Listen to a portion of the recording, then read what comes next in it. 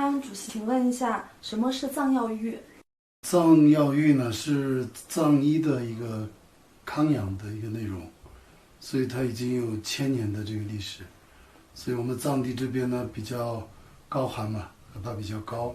所以很多呢就是这种寒气啊这些比较重，所以我们这里呢就会有一些这个沐浴的节日啊，所以那个时期天象啊各个方面它有一个特殊的这样的缘起，所以这个藏民族都会每年会做一些这样的药浴所以这是一个很传统的一个理疗的一个方式，对，也有治疗的作用。那请问一下，壤塘开设藏药浴的一个渊源是什么呢？壤塘这边呢，因为我们这里的文化底蕴非常的深厚在整个壤塘这个沟里面，每个地方都有很了不起的这些藏医大师，所以这样的传承是非常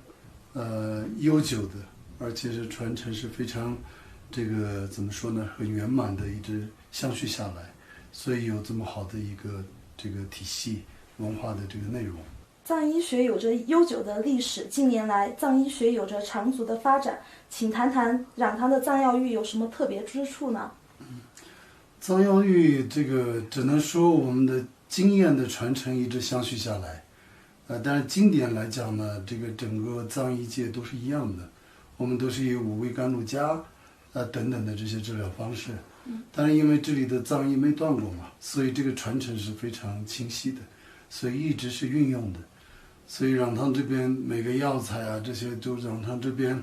跟一般的高原有不一样，有森林有雪山这样一来呢，我们这个需要的这些药材都是我们自己的团队自己去采，所以这样的话都是道地药材，所以它的这个药效也好，这个效果是非常明显的。那么下一步壤塘的藏药浴该怎么传承下去呢？我们也是一个遇到了一个非常好的一个时代和很好的机遇，因为我们已经传承了这么多年的藏医药或者这些藏医康养或者藏药浴这个呢，我们这个孩子们也很有福报。这2年呢，我们把这藏药浴国家把它申请为世界遗产，而且这个大健康又会提倡的这么的，就是说空前的这样的一个这个药浴或者说康养这的一个盛世，所以大家对这个健康这些方面的关注度也是从未有过的，所以这些都是一个非常好的契机。所以市场也好，所以整个的对健康的意识不一样，所以对我们壤塘的这种药浴康养的需求也很迫切。所以有些对我们的康养比较了解的，比如像鲁能集团引请到这个鲁能圣地，我们也做这样的一个康养的一个项目。那通过这个呢，现在也会有像北京像上海